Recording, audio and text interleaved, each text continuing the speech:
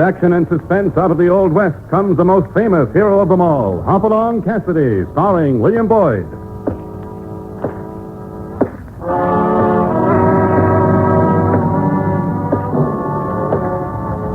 The ring of the silver spurs heralds the most amazing man ever to ride the prairies of the early West, Hopalong Cassidy. The same Hoppy you cheer in motion pictures, and the same California you've laughed at a million times. Raw courage and quick shooting have built a legend around this famous hero. Hopalong is a name to be feared, respected, and admired, for this great cowboy rides the trails of adventure and excitement. William Boyd as Hopalong Cassidy, and Andy Clyde as California. Well, Hoppy, what about our story? It's one that I feel mighty lucky I'm alive and able to tell, because it's about a time California and I had our narrowest escape. We call it The Secret in the Hill. Early one morning, we were riding through the Chenango Pass country when we noticed a sign nailed to a fence post. I pulled off the trail to read it. I don't like this, California. Listen to what this says.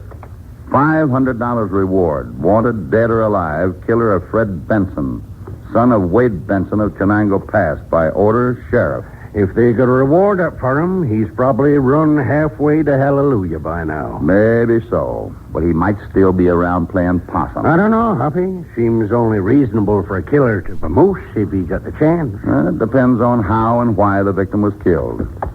If we find the reason for Fred Benson's murder, we'll find his killer. We will? Sure. You mean you want us to find a reason we don't know why a murderer we don't know killed a man we don't know? No. That's just too many things we don't know. Then we'd better start learning the answers right now. Come on. We're riding for Chenango Pass to catch a killer.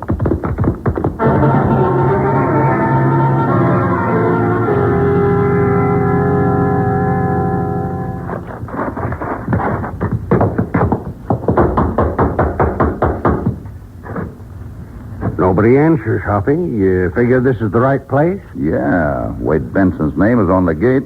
Knock again. Put up your hands, you two. I got you covered. What? Look, Hoppy. He's covering us from the window with a rifle. And I'll just keep it pointing at you while you state your business here. I don't state anything with a rifle aimed at me, stranger. But if you're Wade Benson, we're here as friends. That ain't saying who you are. I'm Hopalong Cassidy. This is my partner, California Carlson. Hopalong Cassidy? Oh, I'll be a son of a gun. Just a second, I'll get the door open for you. Mighty queer way for Benson to welcome callers with a rifle in his hands. With a murderer loose, he probably figures on playing safe. Well, come right in, gents. I apologize for that business at the window. I've been kind of leery of strangers lately. I understand, Benson. Come on out, Ma. It's all right. Ma, meet Hopalong Cassidy and California Carlson. Why, howdy. Howdy, ma'am. Won't you sit down? Thank you, ma'am. Well, you folks may be wondering why California and I are here. The reason is we saw the sign down the road about your son being killed. You think you can do something about catching the skunk that murdered Fred? I don't know yet. First, I'd like to find out why he was killed. Did your son have any enemies around here? Enemies? He didn't know anybody hereabouts. Why, he hardly even talked to anybody before he was shot. Well, here's the whole story, Mr. Cassidy. Ma and me come out here just a month ago. We had our savings, $10,000, and we got a chance to buy this gold mine. Fred was studying to be a mining engineer in a college back east, and we wanted to surprise him. So we bought the mine with our savings. A gold mine for $10,000? Didn't that seem pretty cheap? Well, maybe, but the record showed that $100,000 in gold been taken out of that mine in 2 years. We're no doubt about it. I see. So what happened after you bought the mine? Well, we tried to get a loan at the bank in Columbia City for cash to work the mine. They told us the mine was no good. All worked out. I've heard of that happening before. The gold vein peters out, and there just ain't nothing left. Yeah, that's what they told me.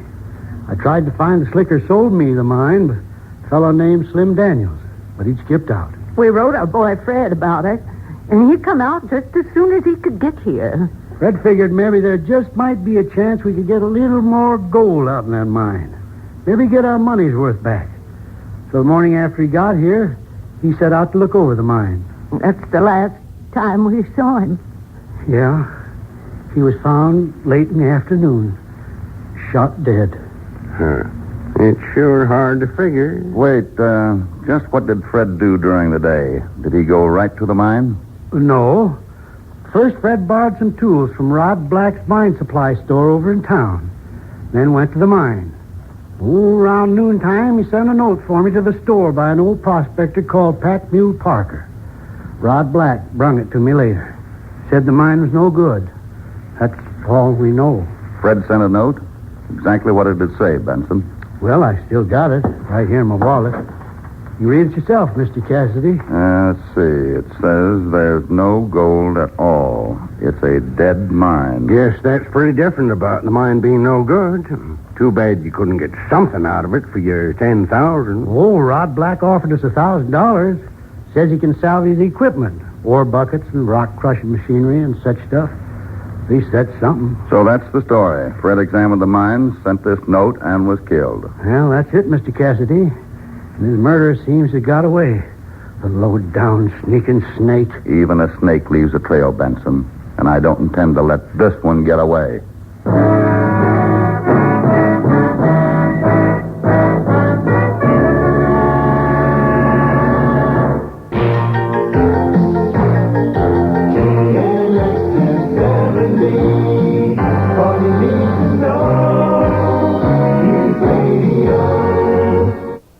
Now back to Hopalong Cassidy and our story, The Secret in the Hill.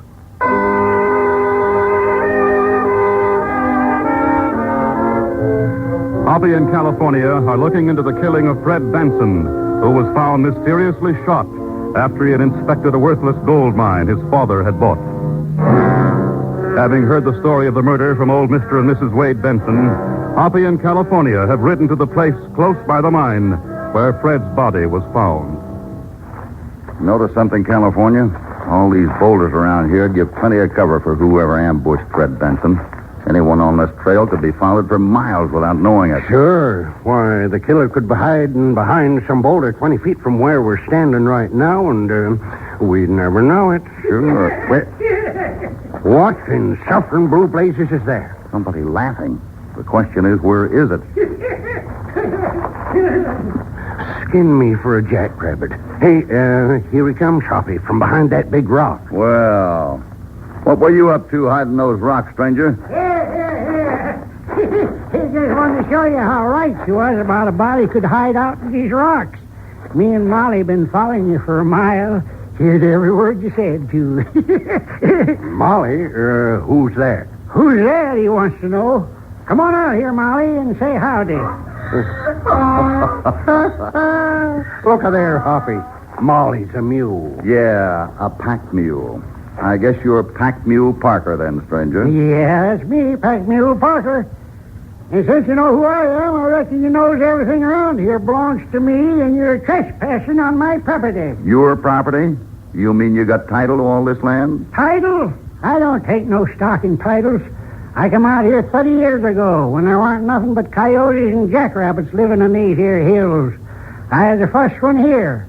So everything all around here is mine by natural rights. I see. And so you consider anyone who comes by a trespasser? Sure. Keeps me mighty busy protecting my property. Watching everyone that comes poking around. Listen, Parker. Were you watching that mine over there 2 weeks ago when young Benson came here? Sure. Saw him get in, saw him come out. Fred Benson gave you a note to deliver, didn't he? Yeah, he did. I come down to warn him off the property, but he gave me 2 bits to take this note to Rod Black's store so Rod could give it to his pa. He's a real nice boy, too. All smiling and happy about something. Anyhow, I just went along and delivered the note to Rod straight away. You say Fred Benson was smiling and happy? He sure was. I see. You know that Fred Benson was killed right here that same afternoon, don't you, Parker? Sure, I noticed. Hey, where are you going? Get away from Molly. I'm just admiring this rifle strapped on the mule, Parker. Pretty old. Beautiful handmade gun. Oh, yeah. I brought it out from Kentucky with me. With that rifle, I can pick a flea off in the skunks here at 1,000 yards. Did you ever maybe pick off a trespasser like Fred Benson and what you call your property? Oh, look at here, stranger. Whether I'm dead or whether I didn't, Ain't nothing that you got to talk about. Give me back my gun, mister. Sure, here you are. Oh, wait a minute. What's this you got carved on the gun stock? That's my signature. Can't you see? Oh, yes, of course. Well, California, let's get on to Rod Black's store in Shenango Pass. I want to talk with him. So long, Parker. Better be goodbye, because I don't want you trespassing on my property. If you got any notions to go poking around down that mine yonder, I'm warning you, you might never come out again. That's all I got to say. Come on, boy. You know, Hoppy, I get two ideas about Pat Mule Parker. One, he's plumb loony. And two, he shot Fred Benson. California, there's no doubt that you're at least half right.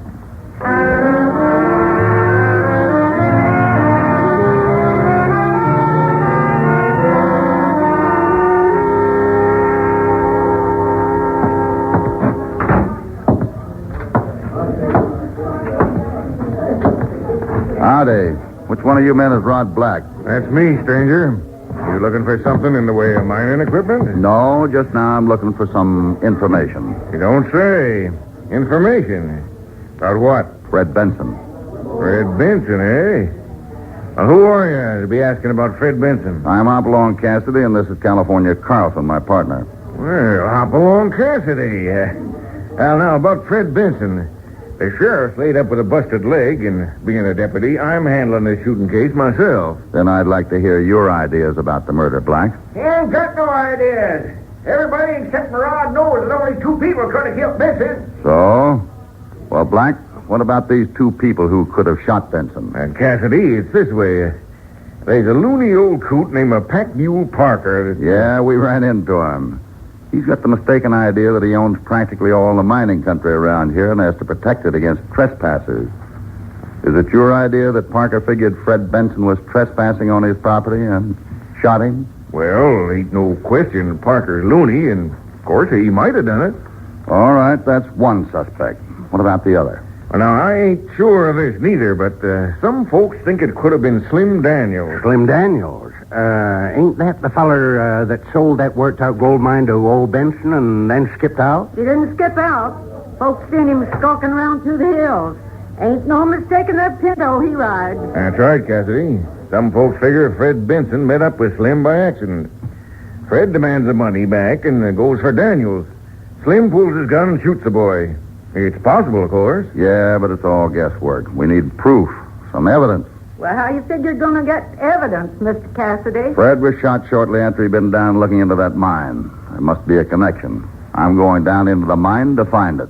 Now, Cassidy, we're willing to help you run down whoever done the killing, but you don't need our help poking into that hole. Anyhow, good luck to you. Come on, folks.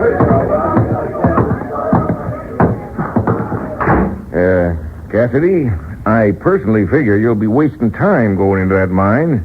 And besides, it's like to be kind of dangerous. Seems like the idea that mine is mighty dangerous is kind of popular. Old Parker hinted at it, too. That's right, Black.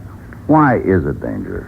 Now, these hills is kind of a loose rock formation, and that mine Benson bought never had enough timber and put up inside. That tunnel ceiling could easy cave in. I still think we'll take the chance, Black. After all, Fred Benson came out of the mine all right. Sure, Cassidy. It's your own neck you're risking. All right, then. We'd like to borrow a few things from your stock, Black. A couple of picks, some candles, and a few sticks of dynamite. Well, if you're looking for gold in that mine, even dynamite won't help you. Well, here's your stuff. There's picks, candles, dynamite, some fuse, and caps. Well, will that do you? Yeah, that'll be fine. Well, I'll just take it into the back room, put it all in a sack for you.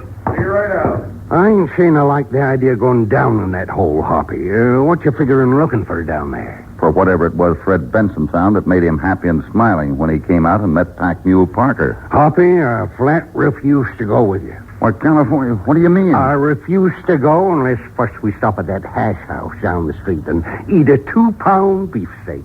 I'm nigh starved. All right, California. Judging from the looks of that broken-down hash house, a good steak will be as scarce as the gold in Benson's mine. Here you are, Cassidy. Picks, candles, dynamite, and fuse. They're all in the sack, Anything else I can do for you? Just wish us luck, Black. Well, you'll sure need luck going into that mine. Forget the mine, Black. Wish us luck with our beefsteak.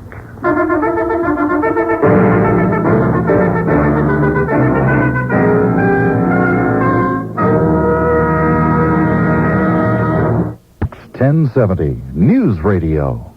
Now back to Hopalong Cassidy and our story, The Secret in the Hills.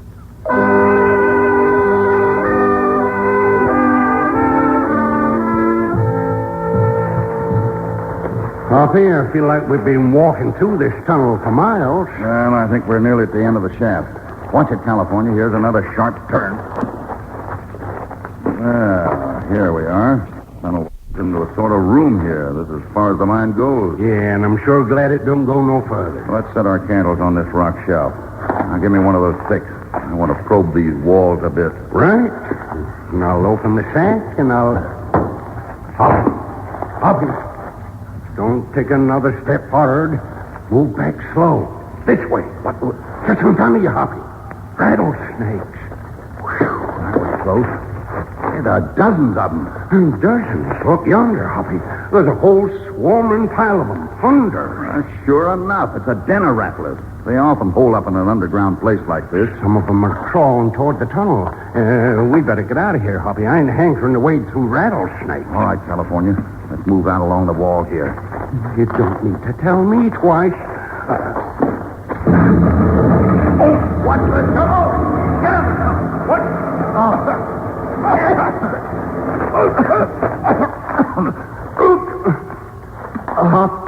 Hoppy. The whole tunnel's caved in. It's blocked solid. Watch the snake. Come over here. Hoppy, we're trapped down here.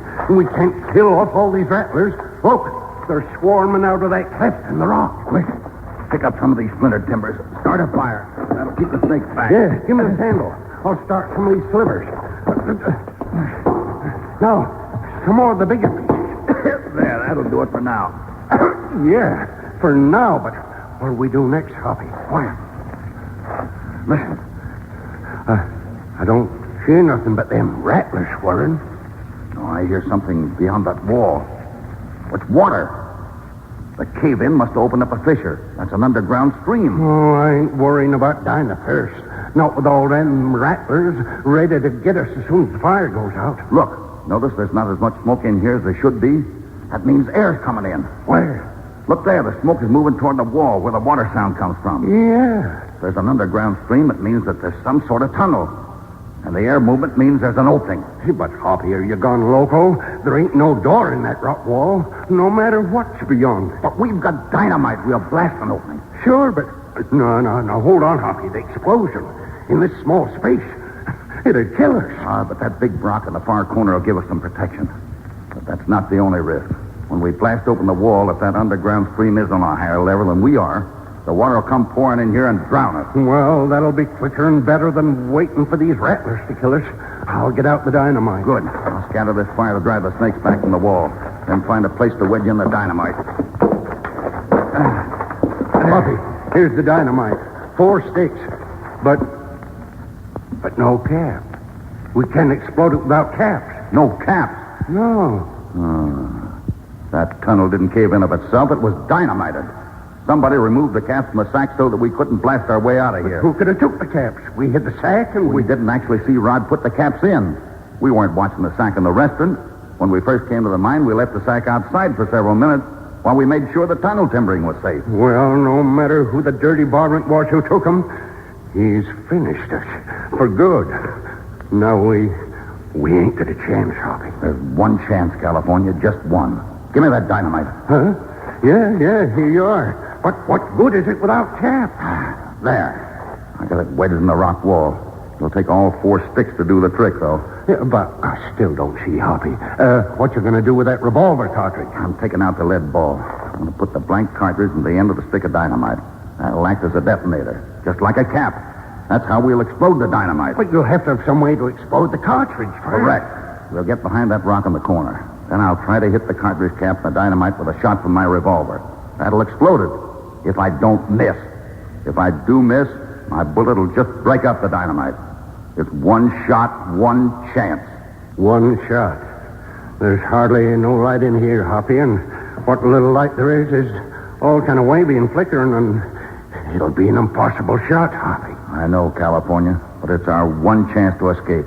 Otherwise, we'll stay trapped in here. Yeah. Yeah, it's rattlesnakes are drowning, or the explosion itself might kill us. What are we waiting for? Shoot, Hoppy. All right. Crouch down behind me. You ready? Here goes. Oh!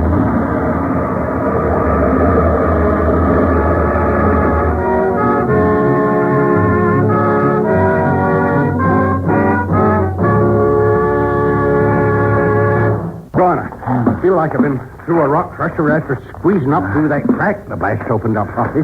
But just seeing this daylight is all the cure I need. Well, somebody didn't intend that we should ever see daylight again. Somebody took those caps. Somebody blasted that mine tunnel so that we'd be trapped in there for keeps. Yeah, and just let me get my hands on the low-down, sneaking, crawling, murdering son of a skunk, and I'll You'll do what? I'm going to take this nice big jagged rock along with me as a souvenir and bounce it off on the varmint's skull. But we got to find out who it is first. Hey, wait a minute. Let me see that piece of rock. Huh? This? Why, sure. There you are. Yeah, that's it. Let's get to our horses. I got the answer to everything now.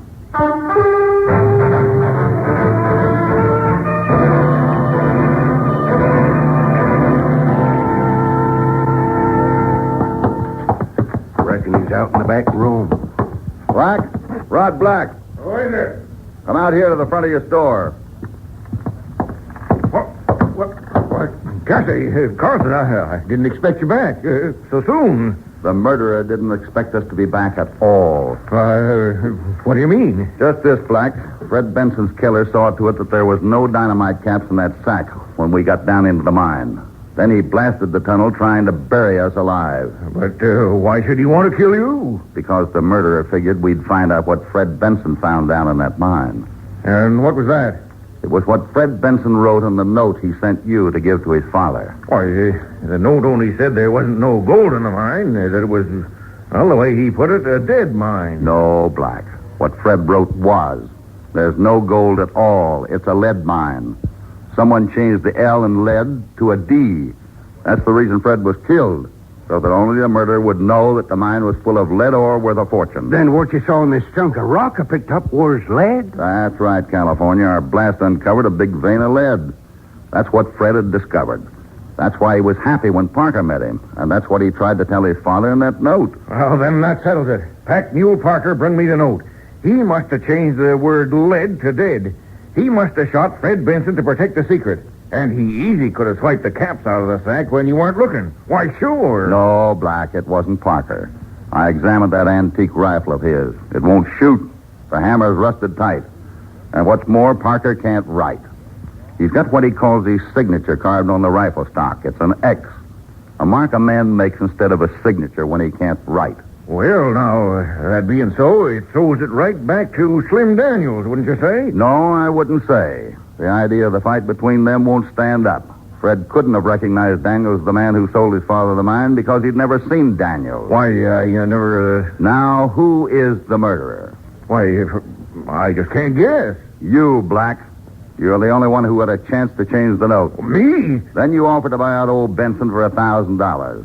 It wasn't for the mine machinery and equipment. Well, I just It was because you knew the secret in the hill, that there was lead in the mine worth a fortune. So he's the killing boss. Now, hey, that's just a guess. You got no proof. You can't accuse a man without proof. You said that yourself, Cassidy. Black, I want to see you. That's old Pack Mule Parker. What do you want, Parker? We're busy. What do I want, he asked. I'll tell you what I want. Damages. Payment for damages from you, Rod Black. Get out of here, you crazy old fool. Get out, he says. I'll get out when you pay me a night of 4.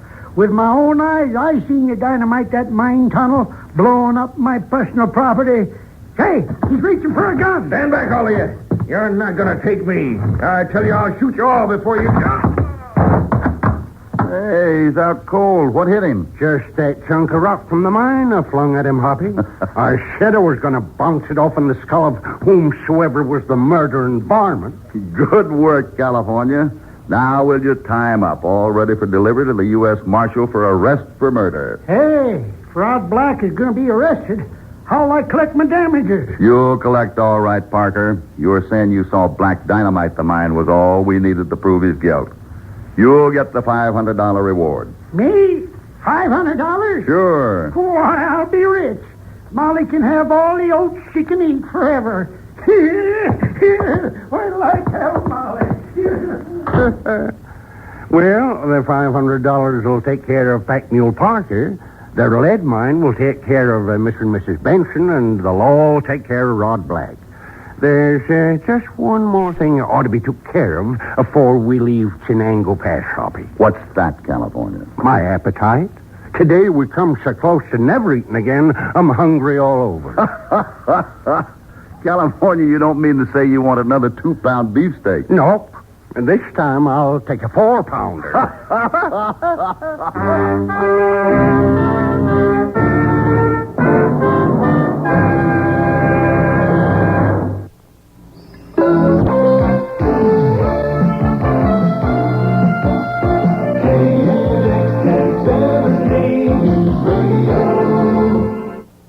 Goodbye for now from Hopalong in California.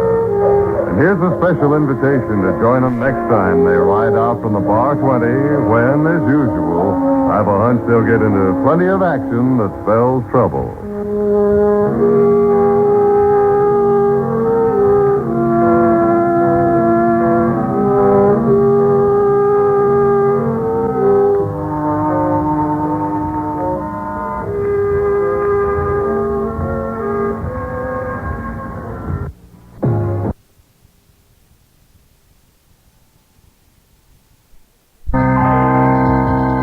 The KNX Drama Hour continues with the second part of this evening's presentation. Every night at 9, it's an hour of outstanding entertainment from radio's golden past. Stories of adventure, mystery, and comedy. Yours for the listening on KNX 1070.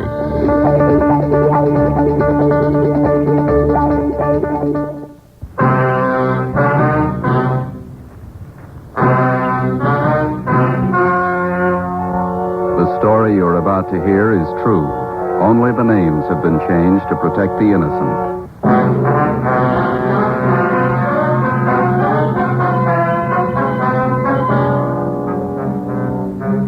You're a detective sergeant. You're assigned to missing persons detail. A 10-year-old boy disappears from his home in a remote section of the city. 2 nights and 2 days pass. There's not a trace of the boy. Your job, find him. Like a lot of babies.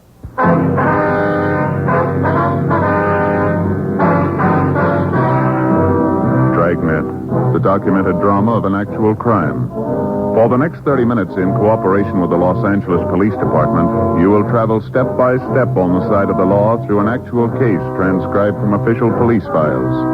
From beginning to end, from crime to punishment, Dragnet is the story of your police force in action.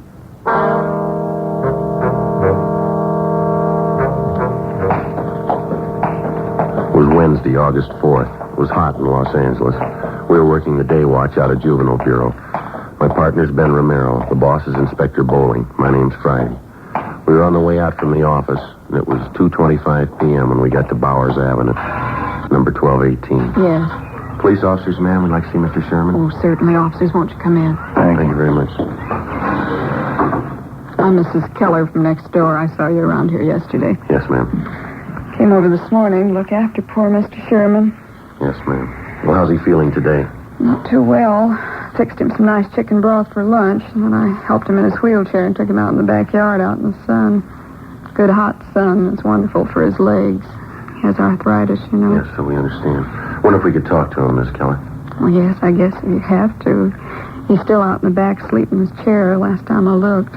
Seems a shame to disturb him. Well, he called us at the office, said he wanted to see us as soon as we could make it out here. Was it about his grandson, Jimmy? They found him yet? No, ma'am. Searching party's combing the area. There's still no trace of the boy. Did any of the other officers who were out here covering the neighborhood talk to you, Miss Keller? Oh, yes. There was Mr. Lorman, Detective Lorman. Yes, ma'am. I told him everything I knew about Jimmy's disappearance. It was right after dinner hour on Monday. It's about 6:30 last time I saw Jimmy. I see. I came out the side door to empty the garbage, and I saw Jimmy hiking up the side of the hill there, just in back of the house, all by himself. A nice boy. As far as you know, Mrs. Keller, Jimmy is Mr. Sherman's only living relative. That's right. His only relative, his only grandchild. Mm-hmm. Jimmy's mother and father were killed in an auto wreck. That was 3 or 4 years ago. Sherman's had a terrible lot of tragedy. Jimmy and his grandfather, they're the only ones left. You can't think of any reason why the boy would want to leave his grandfather, can you? None at all. Mr. Sherman's a wonderful man. Jimmy loved him, I knew that. Mm-hmm. Mrs. Keller? Mrs. Keller? Oh, it's Mr. Sherman. He's awake. We can go through the house out the back here. All right, ma'am. This way. Thank you. Go ahead, ma'am. Yeah, okay.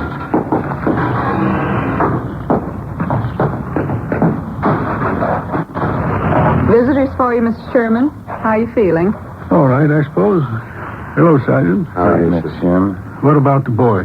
Have you found him yet? Well, nothing yet, Mr. Sherman. We've added more men to the searching party. We're doing everything we can. Gone 2 nights and 2 days. Tell me the truth, Sergeant. What's happened to the boy?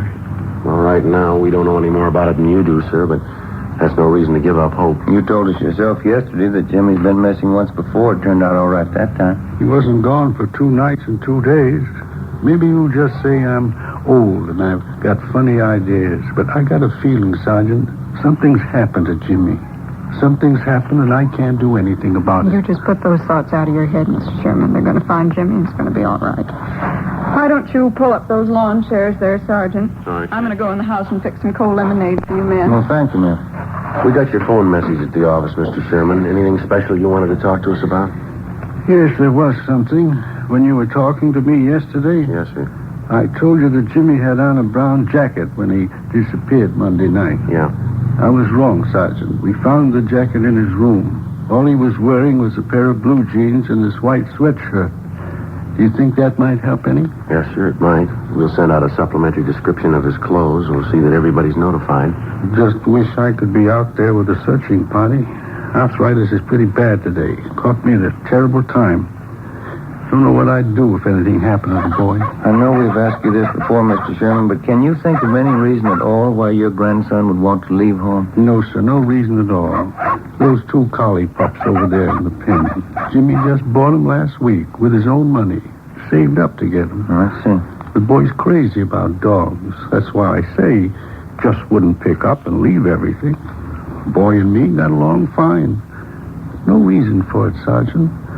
Something's happened to the boy. I just got a feeling. Officer, Yes, ma'am? a telephone call for either one of you. I'll get it, Ben. I'll be right back. Yeah, all right.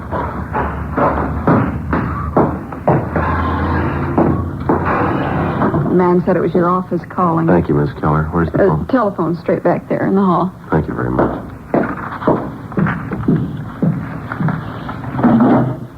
Friday talking. This is Bowling, Joe. Just heard from the search party up at the hill. Oh, did they find something?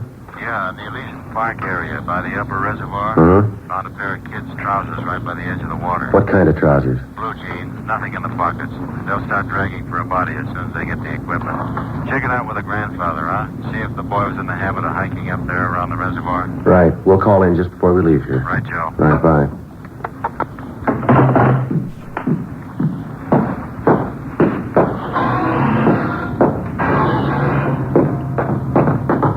Well, there's your lemonade, Sergeant. Just poured it for you. Nice and cold. Thank you, ma'am. What was it, Sergeant? Something about the boy? Well, nothing definite, no, sir. Just a report on the search party. They're still up in the Elysian Park area. Oh, I see.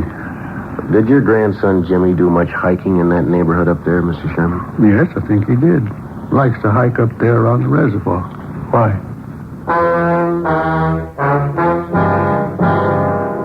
The name on the 316 report, missing juvenile, read James Philip Sherman, WMA, 10 years old. He lived with his 68-year-old grandfather, Oscar Sherman, in a small cottage in a sparsely populated section of the city.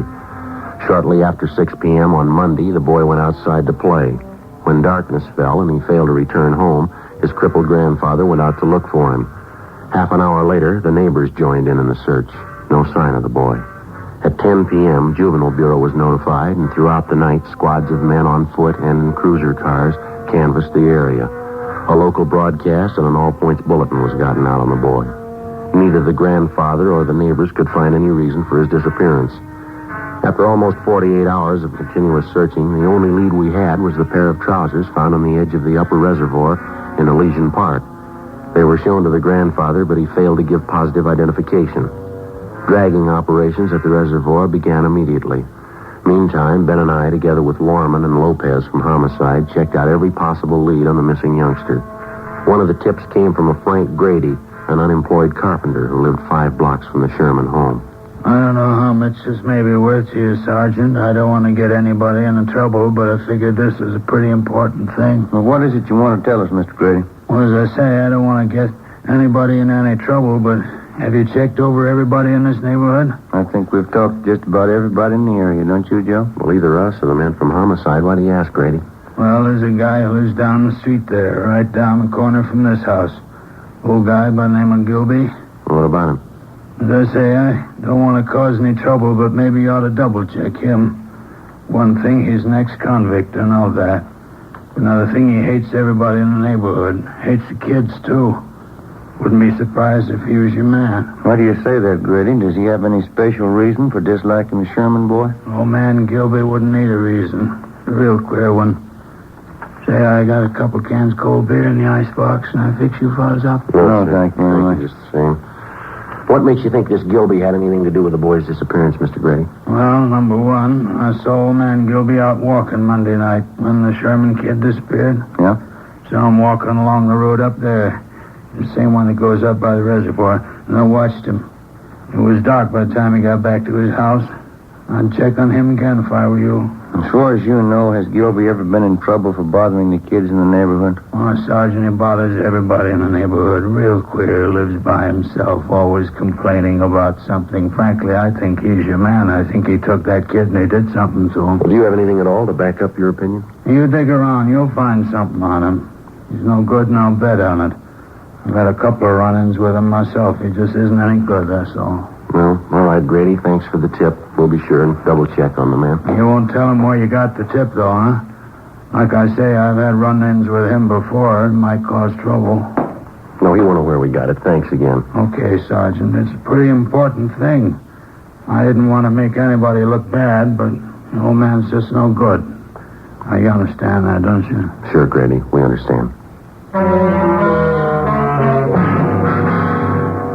As a matter of routine, we double-checked on Grady's neighbor, Mr. Harold Gilby. We found out that he had no jail record and that he had been at work on Monday from 3 to 11 p.m. He could have had no direct connection with the Sherman boy's disappearance, no more than Grady himself could have had. The so-called tip he'd offered us was like 100 other phony leads in 100 other cases. Spiteful, small-minded neighbors trying to use a tragic situation to work out their jealousies and prejudice on somebody that they didn't get along with in the neighborhood. The search continued. So did the hot weather. Friday, August 6th. No sign of the missing boy. The temperature climbed into the mid-90s. Dragging operations at the reservoir went on. Saturday, August 7th. More legwork. More hot weather. By noontime, Ben and I had run down the last lead we had on 10-year-old Jimmy Sherman. Went nowhere. 1 p.m., we headed back for the office to check with Inspector Bowling. These are the days when I wish I had a little swimming pool in my backyard. Sure be nice to go home to. Yeah, well, save your money. Oh, it doesn't cost so much. No, I read in a magazine where a fella built his own pool for $95.37. There can't be much of a pool, can it? Oh, yeah, it's good size. Of course, he did all his own labor. Had all his friends in to help out. He must have had a lot of friends, didn't he? Yeah, he did after he finished the pool. Friday, Ben? Hi. Oh, hi, Skipper. How'd you two make out? Anything? No luck at all. It makes it unanimous. Did you hear about the old man, the boy's grandfather? No, what happened? I guess the strain got too much for him. He collapsed. They're moving him to a hospital. Oh, that's too bad. Right. Our men still up there at Dragnet Reservoir? Finished this morning. Nothing. Well, how about the search party? Nothing there either, I suppose. Huh? No, not a trace of the boy. It's a blind alley all the way around. How about the APB, the radiogram? Had 3 replies so far. None of them panned out. You want to grab it? Juvenile Bureau, Bowling. Yeah, Fred. Mm-hmm. No good, huh? Yeah, all right. Check you later. I heard it once. I heard it 50 times. No trace of the boy. Got me, Skipper. Something real weird about the whole thing. Well, now, look, we know he didn't just disappear into thin air. Kid's gone. There's a good reason for it. There's got to be an answer somewhere. That's right. You'll find it. Another week passed, and then a month, 2 months. We were no farther along than the day we started on the case. In November, we had a teletype from Chief Earl O'Clair of the Phoenix, Arizona Police Department. Reportedly, the Sherman boy had been seen in Phoenix. It was another false alarm. The Christmas holidays wore on into a new year. February came and went. Then March, April. Tuesday, May 3rd, 1:40 p.m. Ben and I got a call to check in with Inspector Bowling. This telegram just came in from Dayton, Ohio. Have a look. Thank you. Let's see, Joe. What is it? Jimmy Sherman. They found him. 9 months had gone by, almost to the day, since the Sherman boy had disappeared. The grandfather was contacted immediately. When he was told his grandson had been found and that he was safe, the old man was unable to answer. He broke down and wept. In our communications with the Dayton, Ohio police, they told us that the boy had been found wandering along a highway just outside that city and that he'd appeared to be in a kind of a dazed condition. The boy told the Dayton officers that he'd been kidnapped a short distance from his home in Los Angeles by a man in a blue sedan. He gave them detailed descriptions of both the man and the car. He told them that for the past 9 months, the man had held him prisoner, driving from state to state, never letting the boy out of his sight. He said the kidnapper told him on several occasions that he was holding him for ransom and that he was waiting to get money from his grandfather. On May 8th, the youngster was returned to Los Angeles and reunited with his grandfather. On May 10th, we got a call from the grandfather that he wanted to talk to us. Ben and I drove out to see him. Come right in, officers. Glad to see you. How are you, sir? Hi, Mr. Sherman. Sorry to cause you all this trouble chasing you out here like this. Not at all, sir. What is it you want to see us about? Well, I'm not really sure about it, Sergeant. That's the whole thing of it. I don't know if it's me or what it is. Well, what's bothering you, Mr. Sherman? It's the boy, Jimmy. I don't know what to think. Well, how do you mean, sir? He's all right, isn't he? We saw him as we drove up, playing out in the backyard, and the doctor checked him over. No, it's not that. The boy's healthy enough. Nothing wrong with him. Well, then what is it, sir? Maybe it sounds a little weird to you, but I'm just not sure. You're not sure of what? That boy out there, Sergeant. I'm not sure he's really my grandson.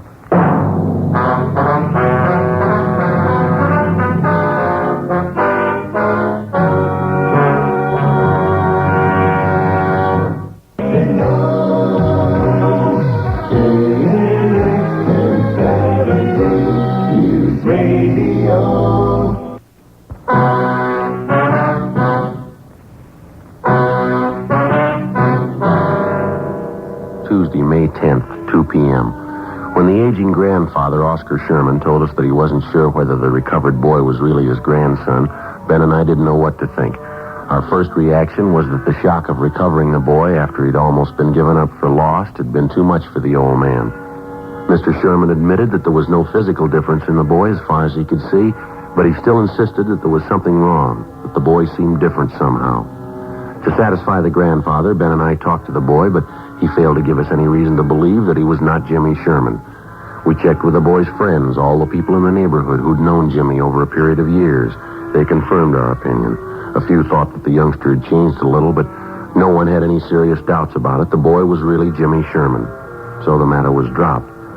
Thursday, May 12th, Ben and I had lunch, and then we checked back in at the office. Joe, want to grab that? Yeah, I'll get it. Juvenile Bureau, Friday.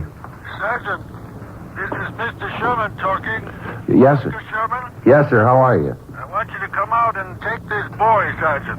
He's not my grandson. I'm sure of it. Well, how do you mean, sir? This boy's got a scar on his side. He's had his appendix out. Yes, sir. My grandson never had an operation in his life. Before we left the office, Ben and I briefed Inspector Bowling on the phone call from the grandfather, then we drove back to the Sherman house.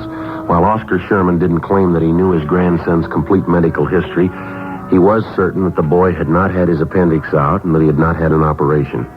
He told us that his neighbor, Mrs. Keller, could substantiate that she had known Jimmy since he was a baby. We put in a call to the Sherman's family doctor. He wasn't in. We left a message, and then we went next door to see Mrs. Keller. We found her in the kitchen washing dishes. I just got a couple more to rinse. Can you wait a minute? Yes, Loretta. Of course we can.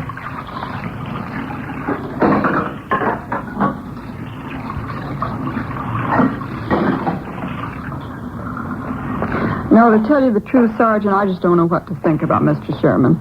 Maybe the whole thing was too much for him. His mind's going back on. Well, to your knowledge, Mrs. Keller, was the boy ever operated on? No, not as far as I know. But it's possible he did have an operation. I didn't hear about it. Sergeant, as far as I'm concerned, that boy's Jimmy Sherman. I don't know what his grandfather's up to with all that silly talk. Well, if it's not really the boy, we won't have too much trouble finding the truth. There's no question in my mind. Of course it's Jimmy. Why, when he was over here the other day, he talked about the party I gave for him one Halloween. He even remembered the children who were there. Mm-hmm. Are the other neighbors as sure about the boy as you are? Just about. Miss Foster down the street. Jimmy was in to see her yesterday. He talked about some changes she'd made in her living room. Asked her about some relatives she has living out of town. Mm-hmm. Come to think about it, Jimmy even remarked on that new trailer rose I planted out in front. Besides, there's the boys' dogs. Why, they knew that youngster the minute he set foot in the yard. Yes, ma'am. Well, thank you very much, Mrs. Keller. If we have any more questions, we'll contact you. Is that all right? All right, Sergeant. Couldn't fix you a cup of coffee, could I? Oh, no, thanks, Mrs. Keller. Take your time now. Poor old Mr. Sherman. I don't know what to make of it. He's so mixed up.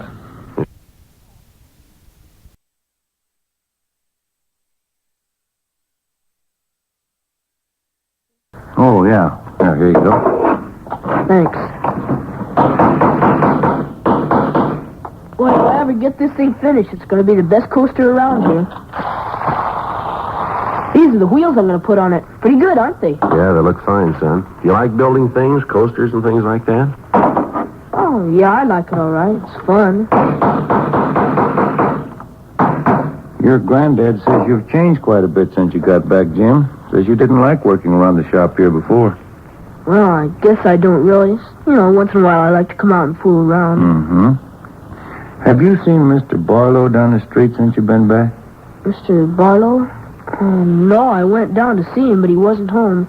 Maybe I'll go down and see him tomorrow. His name isn't Barlow, is it, Ben? I thought it was Robinson. Oh, yeah, that's right, Mr. Robinson. Sometimes I forget. How do you and your grandfather get along, Jim, all right? Oh, sure, every once in a while looks kind of funny at me. I don't know. I guess he's still worried about that man taking me away, and all. Uh-huh. How you been feeling lately, Jim, okay? Sure, I feel fine. Hardly ever get sick. That's good. You ever been in the hospital, son? Uh-huh, just once. Had my appendix out. I hate hospitals. Can I have that can of nails there, please? Oh, yeah. Yeah, here you are. Gotta make this good and strong, you know. I'd like to ask you a question, son. Yeah? What's your real name? I'm Jimmy Sherman, you know that. No, I'd like to have the truth, son. Who are you? You must be fooling, officers. You know who I am. Jimmy Sherman. No, Jimmy Sherman never had his appendix out, son, but you did, and you've got a scar to prove it, haven't you? Sure, I had my appendix out. Ask my grandpa, he'll tell you. I'm afraid he won't, son. He says he's not your grandfather. He says you don't belong here. His grandson never had an operation in his life. How about it, son? You want to tell us about it? Oh, Grandpa isn't feeling well. He doesn't know what he's saying. Well, he knows you're not his grandson. Now, come on, what about it, son? All right. I'm not Jimmy Sherman.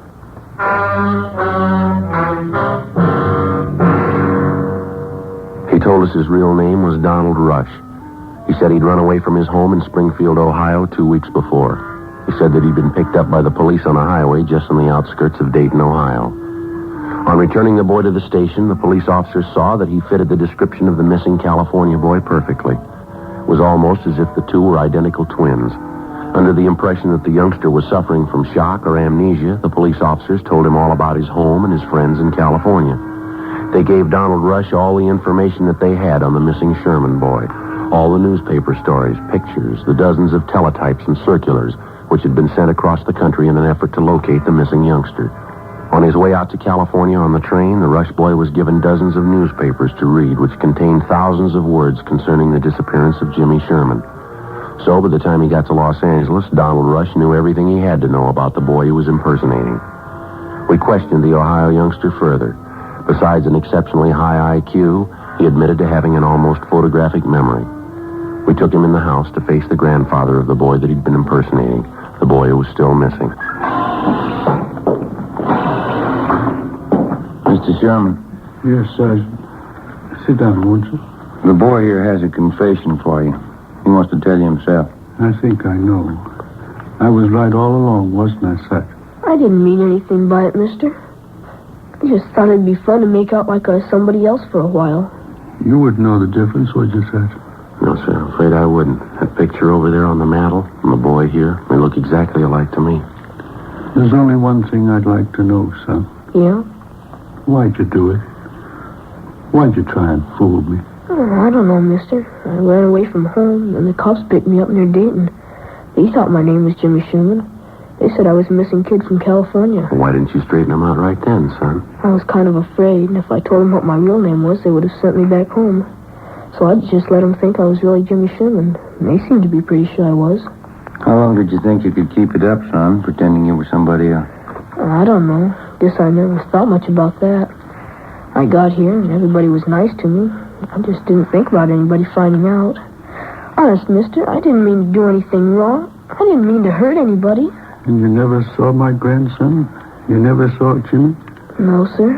I just got on the train. They brought me out here. You don't know where he is? You don't know how he is? All right, try to take it easy, Mr. Sherman. Why would you do it, boy? You're a stranger. Why would you try to fool me about Jimmy? I'm sorry, mister. I didn't mean it. Honest, I didn't mean it.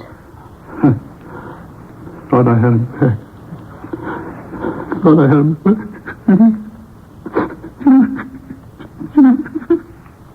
Come on, Ben. Let's go, son.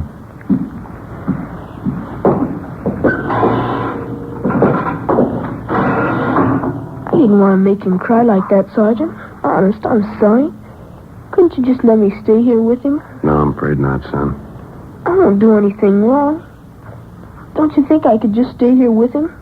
I'll go right back in there now and tell him I'm sorry. Yeah, I'm sorry too, youngster, but you're not the boy he's looking for.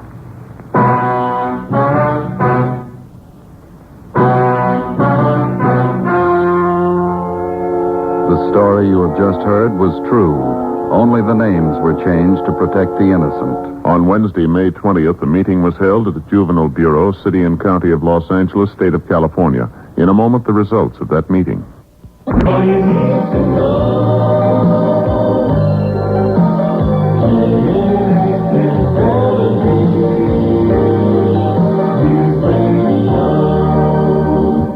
To dream the impossible.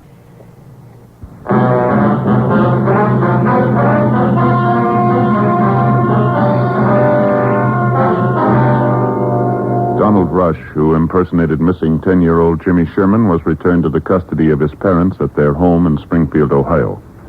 4 months later, the body of Jimmy Sherman was discovered buried on a farm on the outskirts of Riverside, California. The boy had been murdered. His killer, a farmer in the neighborhood, was subsequently apprehended and brought to trial. He was found guilty of murder in the first degree and was executed at the state penitentiary, San Quentin, California.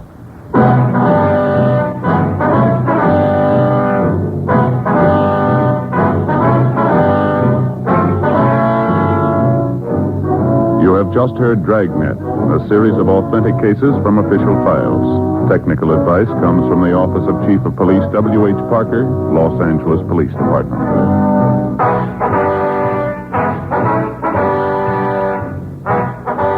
We hope you enjoyed tonight's Drama Hour. Tomorrow night at 9, join us for Sherlock Holmes and Tales of the Texas Rangers right here on KNX Los Angeles.